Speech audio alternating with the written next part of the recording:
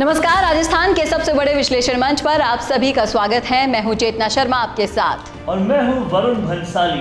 राजस्थान का सबसे दिलचस्प विश्लेषण इस मंच पर होता है और अगर आपने अभी तक राजस्थान संवाद को सब्सक्राइब नहीं किया है तो तुरंत कर लीजिए और पास में बना बेल आइकन भी दबा लीजिए ताकि आपके पास हर विश्लेषण सबसे पहले पहुंच पाए। जी बिल्कुल, सबसे पहले विश्लेषण देखने के लिए आपको हमारे चैनल को सब्सक्राइब जरूर करना होगा।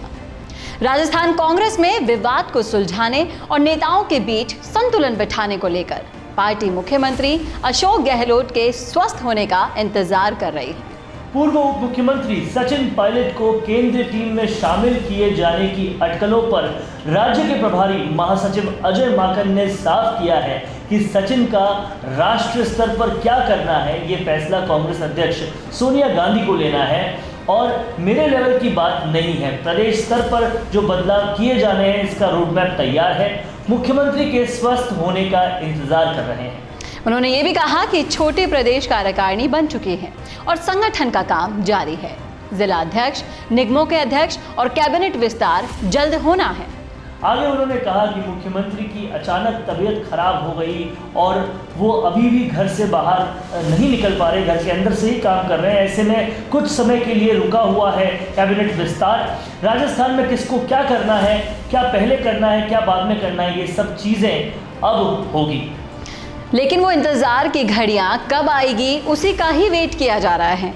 वरुण, क्या कहना है आपका इस पर? एक के बाद एक टालम टोली से जूझ रहा है राजस्थान, जूझ रही है राजस्थान की राजनीति और इसी की वजह से कहीं ना कहीं राजस्थान का विकास भी रुका हुआ है। इसी की वजह से कांग्रेस पर भी लगातार सवाल उठ रहे हैं और इसी की वजह से कहीं ना कहीं जो सत्ताधारी पक्ष है उसके अंदर इतनी ज़्यादा रसाकसी है, उसके अंदर इतनी ज़्यादा लड़ाई है, हर हायरार्की पर लड़ते हुए दिखाई दे रहे हैं। और सबसे दुख की बात यह है कि जनता इन सब चीज़ों को विटनेस कर रही है और कहीं ना कहीं आंतरिक मन में इसी बात को कह रही है कि ये कैसी सरकार चुन ली हमने जो हमारे बारे में तो सोच ही नहीं रही। सबसे पहले अपनी कुर्सी, अपनी लड़ाई, इसके आगे वो बढ़ ही नहीं रही। जी बिल्कुल, और अब उसकी इंतहा हो चुकी है। उन कार्यकर्ताओं की इंतहा हो चुकी है जो इंतज़ार कर रहे हैं कि उन्हें प्रमुखता दी जाएगी और उनके अधिकार दिए जाएंगे उन्हें। वो अभी तक इंतज़ार में खड़े हैं। मुख्य लोग जो इंतज़ार कर रहे हैं कि कब मंत्रिमंडल का गठन होगा, कब उनको प्रायोरिटी दी जाएगी, लेकिन ये कब होगा वो मुहूर्त अभी तक नहीं निकला है। देखिए, जनता के बीच में, जनता दरबार में, जनता के घरों में, घरों के आगे बने हुए चौतरों पर बैठकर जो बातचीत हो रही है, चाय की थड़ियों पर जो बातचीत हो रही है, जो सियासी गलियों में बातचीत हो रही है, वो सब यही है कि क्या कोई रीढ़ की हड्डी है कि नहीं कांग्रेस के पास कि लगभग 1 साल से ज़्यादा का समय हो गया जब उन्होंने सचिन पायलट और उनके समर्थकों को यह आश्वासन दिया था कि तुम्हें सम्मान मिलेगा। उसके बाद में पैनल बनवाना, पैनल का कुछ ना कुछ करना और फिर एक के बाद एक लगातार टालम टोली करना।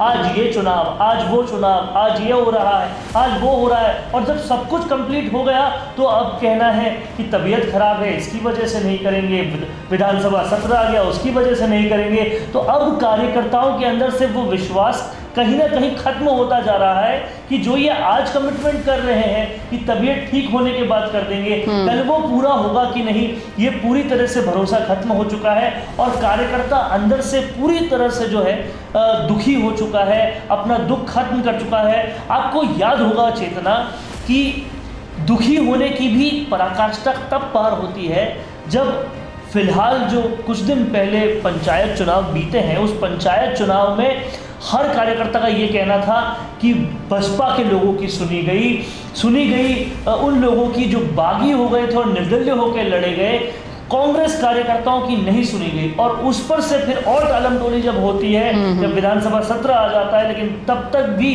किसी तरह का कोई भी विधानसभा विधायक जो मंत्रिमंडल फेरबदल है वो नहीं होता, तो कहीं ना कहीं बहुत ज़्यादा असमंजस बन जाता है कांग्रेस कार्यकर्ताओं। और इसी असमंजस के कारण यहाँ पे एक प्रश्न और उठता है वरुण। एक प्रश्न ये है कि आला कमान है कौन? अशोक गहलोत हैं या फिर सोनिया गांधी या गांधी परिवार है?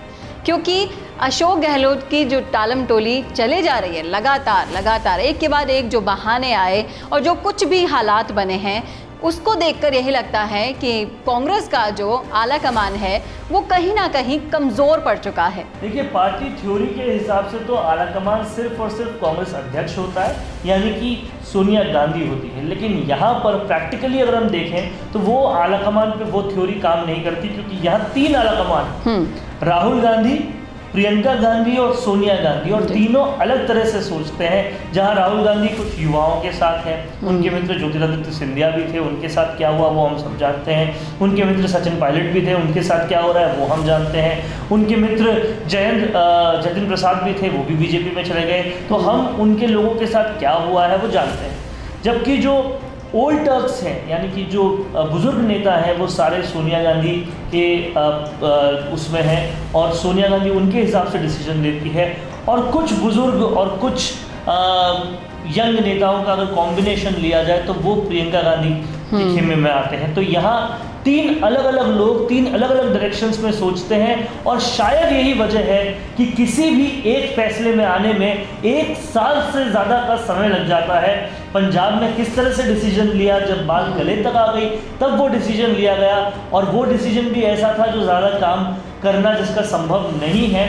और यहाँ राजस्थान में तो वो बात भी नहीं थी, क्योंकि सचिन पायलट और नवजोत सिंह सिद्धू का किसी तरह से कोई भी मेल मिलाप हो ही नहीं सकता। वो पहले बीजेपी से यहाँ पर आए थे, वो पार्टी छोड़ते रहते हैं, उनके लिए किसी पार्टी की निष्ठा का कोई मतलब नहीं। जबकि सचिन पायलट को इतना कुछ बोले जाने के बावजूद भी वो कांग्रेस के निष्ठावान कार्यकर्ता बने हुए हैं। सचिन पायलट के 2 घनिष्ठ मित्र बीजेपी में जाने के बाद भी वो कांग्रेस के निष्ठावान कार्यकर्ता बने हुए हैं। इतना कुछ होने के बाद भी वो कांग्रेस के साथ हैं, लेकिन फिर भी कांग्रेस उनके लिए अच्छा नहीं करती।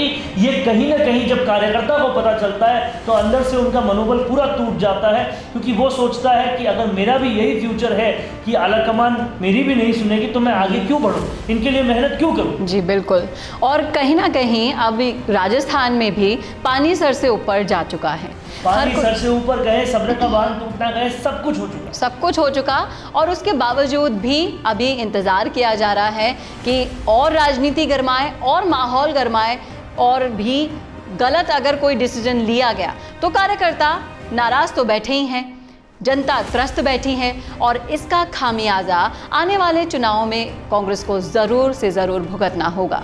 ये जितना ज़्यादा देरी करेंगे इस चीज़ में, सचिन पायलट और उनके समर्थकों को सम्मान देने में, या मंत्रिमंडल फेरबदल करने में, या फिर कहें कि कोई भी डिसीजन विकास करने में जितनी ज़्यादा देरी करेंगे उतने ही दूर ये जा रहे हैं अगली बार सत्ता में आने से। और फिर कहता हूँ मैं, न केवल राजस्थान में सत्ता से दूर जाएंगे, बल्कि भारत की सत्ता से भी दूर जाने का खुद ही ये पूरा पैरामीटर सेट कर रहे हैं। इसमें जितना ज़्यादा टाइम लगाएंगे, बिल्कुल सिंपल फॉर्मूला है, जितना टाइम यहाँ ज़्यादा लगेगा उतना ज़्यादा ये सत्ता से दूर होंगे। क्योंकि कहीं ना कहीं हमारे पास जो कॉल्स आते हैं, दूसरों के पास जो कॉल्स आते हैं, जो राजनीतिक गलियारों में सुनने को मिलता है, मध्य प्रदेश से कॉल्स आते हैं, उड़ीसा से कॉल्स आते हैं, कांग्रेसियों के कॉल्स आते हैं, और वो खुद कहते हैं कि इतना गलत क्यों हो रहा है सचिन पायलट के साथ। और हमने देखा है कि इंडिया टुडे के सर्वे के मुताबिक भी सचिन पायलट पूरे भारत के कांग्रेस के एक बहुत लोकप्रिय नेता है, और अगर उनके साथ किया तो कांग्रेस का जो ये कर रहे हैं उससे कांग्रेस का ग्राफ नीचे जाने की पूरी तरह से उम्मीद। देखिए, एक कहावत है, जैसी करनी वैसी भरनी, जैसा आप कर्म करेंगे वैसा ही आपको उसका फल मिलेगा। और अभी सरकार के कर्म देखते हुए तो नहीं लगता कि उन्हें कोई अच्छा फल ज़रूर मिलेगा।